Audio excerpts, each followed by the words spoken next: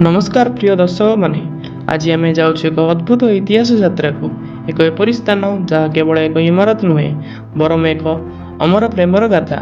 हाँ, आज आम कथा ताजमहल विषय जहाँ कि विश्वर सबुठार सुंदर स्मारकी भाव परिगणित। चलतु जानिबा यार रहस्यमय इतिहास।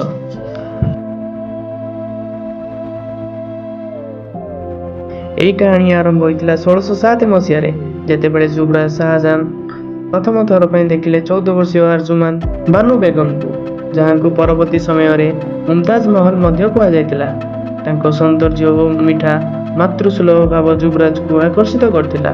5 वर्ष पर अर्थात 1612 मसीह से विवाह होता।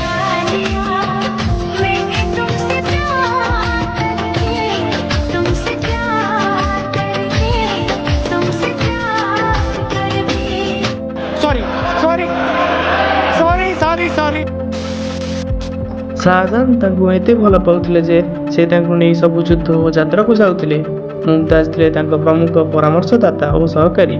किंतु दुखर कथा 1631 मसीह 14तम संतान जन्म देवा समय मुमताज को मृत्यु होता। शाहजहां यही घटना एते दुखित थे जे से प्राय 1 वर्ष धरी शोक पालन करते।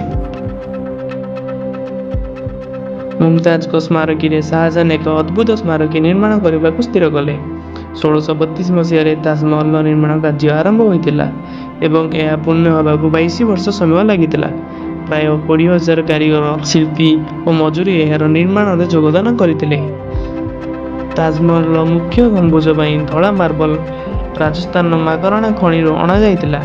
एथिरे 28 प्रकार मूल्यवान पत्थर जेपरिक नीलमणि पन्ना क्रिसोलाइट व्यवहृत होता।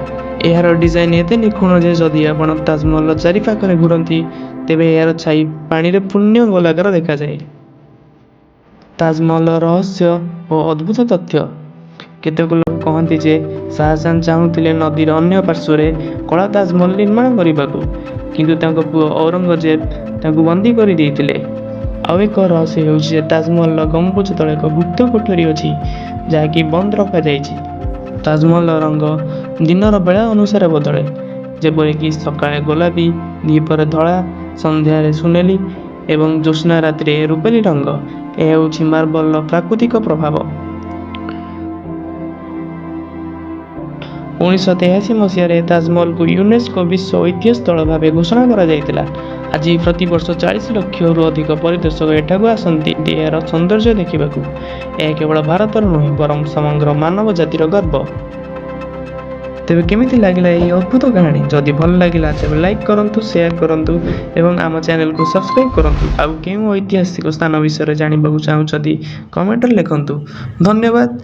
फेरिबा एक नुआ अद्भुत कहानी सहित।